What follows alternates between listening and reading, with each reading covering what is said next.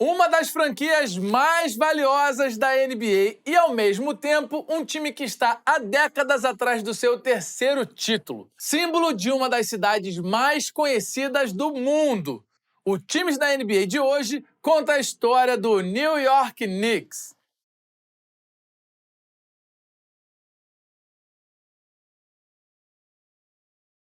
O New York Knicks é um time da cidade de Nova York. Knicks é uma abreviação de Knickerbockers, tipo de calça usada pelos holandeses no século 17 e 18, como essa que aparece no primeiro logo do time. Os holandeses tiveram um papel importante na colonização do que hoje é Nova York. O New York Knicks é um dos primeiros times de basquete da NBA. Foi fundado em 1946. O time foi presença constante nos playoffs desde bem cedo e chegou a 3 finais de NBA seguidas a partir de 1951, mas perdeu as 3. A primeira para o Rochester Royals, time que daria origem ao Sacramento Kings. E as 2 seguintes para o Minneapolis Lakers, que mais tarde se tornaria o Los Angeles Lakers. Carl Brown, Harry Gallatin e Dick McGuire, destaques daquele time, estão no Hall da Fama do basquete. Na sequência dos 3 vice-campeonatos, o time foi se desmontando e os anos 60 foram particularmente duros para os Knicks, o que inclui o jogo contra o Philadelphia Warriors em 62, quando o time sofreu 100 pontos só de Will Chamberlain. Esse é até hoje um recorde. Os anos 70, no entanto, foram os mais vitoriosos para a franquia, muito por causa das boas escolhas de draft que os Knicks fizeram na década anterior. Willis Reed foi draftado em 64 e já chegou sendo eleito o calouro do ano.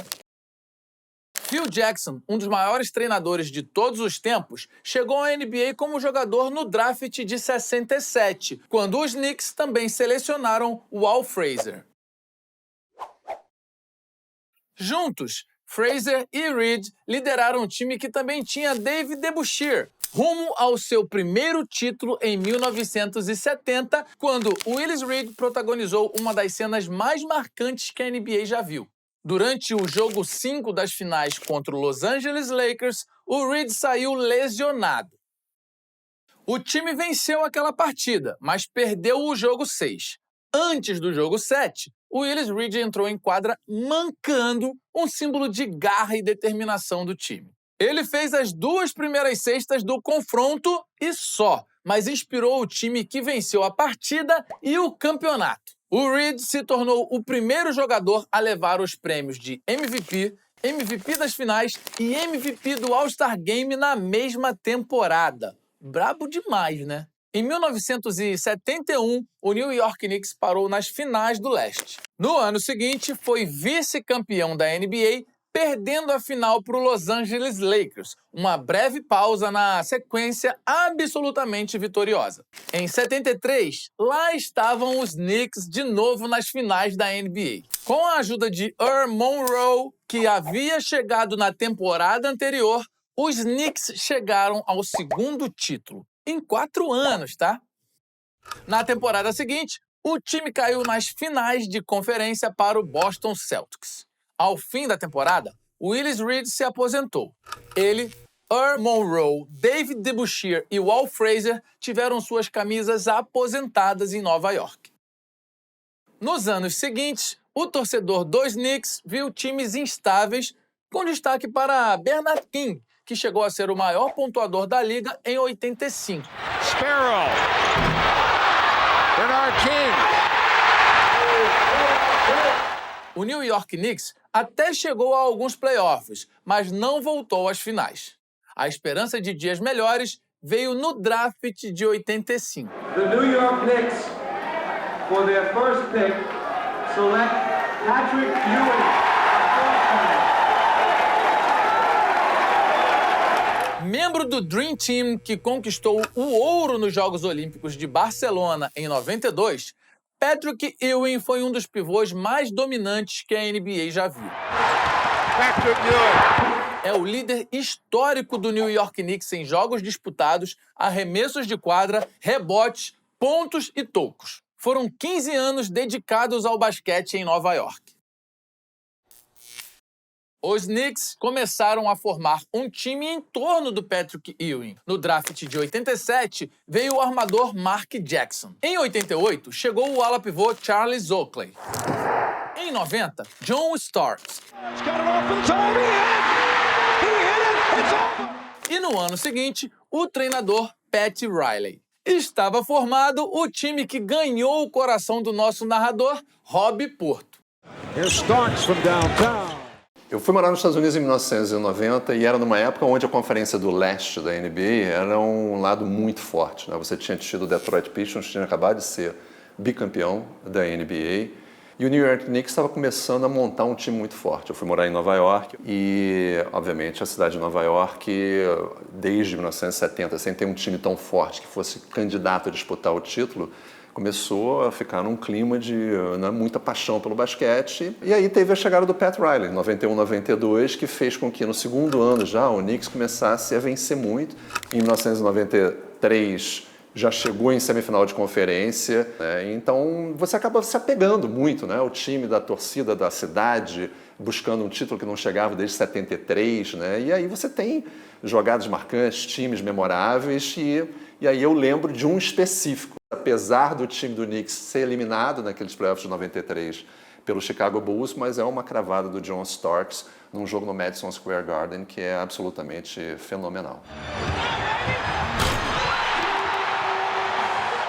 Rapaz, olha, eu vou ter que concordar com o Rob, hein? Dar uma enterrada dessas em cima do Michael Jordan não é pra qualquer um não, tá bom? Mas, apesar do lance, os Bulls venceram aquela série e levaram o título do Leste e da NBA. Foi o terceiro dos 6 títulos por lá do Phil Jackson como treinador. Mas como jogador, você lembra, né? Ele jogou pelos Knicks. Depois disso, o Jordan se aposentou pela primeira vez, deixando o caminho dos Knicks um pouquinho mais fácil. Na teoria, né? Porque na prática, o time teve que superar uma performance absurda de Red Miller nas finais do Leste de 94. Left side Miller, a long three. It's good. No jogo 5 da série contra o Indiana Pacers, ele fez 25 pontos só no quarto período e provocou o cineasta Spike Lee, torcedor fanático dos Knicks. Já que falamos dele, o Spike Lee é um símbolo do New York Knicks. Vai a todos os jogos, vibra, grita, até xinga. Torcedor raiz mesmo, brabíssimo. Presença constante nos melhores assentos do Madison Square Garden, a casa dos Knicks. Estar ali na primeira fila é símbolo de prestígio. Também por isso, é comum ver celebridades em jogos do New York Knicks em casa. Mas torcedor igual ao Spike Lee, esse vai ser difícil de achar. Ainda mais se o jogo for contra outro time da cidade, o Brooklyn Nets. Nobody is hating on the Brooklyn Nets.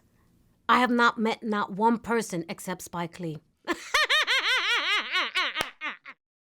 Mas voltando às finais do Leste de 94, apesar do desempenho do Red Miller naquele jogo, os Knicks venceram a série e chegaram à primeira final da NBA do time desde 1973. O adversário era o Houston Rockets. No jogo 6, John Starks teve a chance de um game winner, mas o jogo terminou no tapinha do Hakeem Olajuwon. E o título ficou com o Houston Rockets no jogo 7. Nos anos seguintes, o New York Knicks colecionou uma sequência de quedas precoces nos playoffs, o que eventualmente levou a uma grande mudança no time, o que incluiu as saídas de Charles Oakley e John Starks. De imediato, as mudanças pareceram surtir efeito. Os Knicks voltaram às finais da NBA em 99, quando perderam o título para o San Antonio Spurs. Essa foi a primeira vez que um time que ficou com a última vaga da sua conferência nos playoffs foi às finais da NBA. O feito só foi ser igualado pelo Miami Heat em 2023, que perdeu o título para o Denver Nuggets. Em 2000, depois de cair nas finais do Leste para o Indiana Pacers, infelizmente chegou o fim da era Patrick Ewing em Nova York. Ele foi trocado para o Seattle Supersonics. I always will be a Knick, always will be a New Yorker. Thank you very much. Foi o início de uma longa era de reconstrução do elenco que mudou constantemente durante os anos seguintes. Só para citar alguns jogadores que passaram por lá: Stephen Marbury, Jamal Crawford, David Lee puts it in. e Nate Robinson, o armador de 1,75 m de altura que voava por cima de todo mundo. Foi 3 vezes campeão do torneio de enterradas e já enterrou por cima do Dwight Howard. O New York Knicks só voltou a ter alguma estabilidade em 2010. Foi quando trouxe ao time Amar'e Stoudemire. Naquela época, ele já era uma estrela da liga, o que voltou a chamar a atenção para o time. No ano seguinte, chegou a outra parte de uma das grandes duplas da história da franquia, Carmelo Anthony. Anthony leads in. That shot is good. Carmelo Anthony with the greatest scoring game in Knicks history. He's got 62. Naquele ano, com os dois em quadra, os Knicks voltaram aos playoffs pela primeira vez desde 2004. Em um jogo contra o Indiana Pacers, o Carmelo fez a cesta da vitória e deu o toco no Danny Granger na sequência. Same shot. His jumper blocked. Collison tipped up and no good. Enquanto Carmelo e Stoudemire entregavam pontos, os Knicks sofriam com diversas lesões na posição de armador. Em 2011 e 2012, o time apostou em Jeremy Lin, na época um jogador praticamente desconhecido que já havia sido dispensado por vários times. E deu muito certo. O Lin começou a fazer grandes jogos, incluindo um game winner contra o Toronto Raptors e um jogaço que terminou em vitória contra o Los Angeles Lakers de Kobe Bryant, quando ele, inclusive, fez mais pontos que o Kobe. Down on the floor. Lin likes the open floor. Spinning, puts it up and backs it in. Sensational play for Jeremy Lin.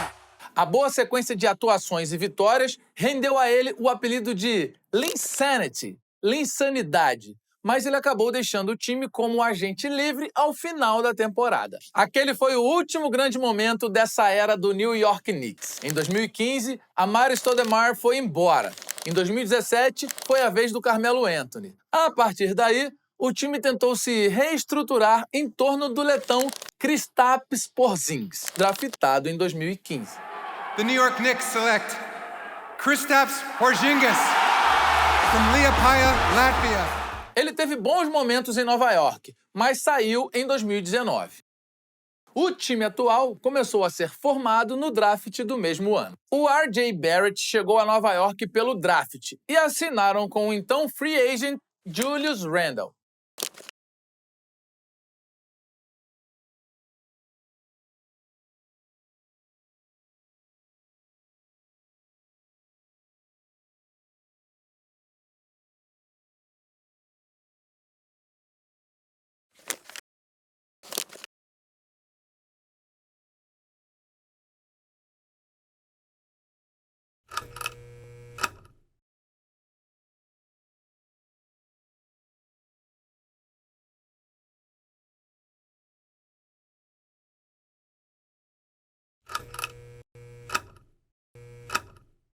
E essa foi a história do New York Knicks. E eu te conto outras histórias aqui também no Times da NBA no Prime Video.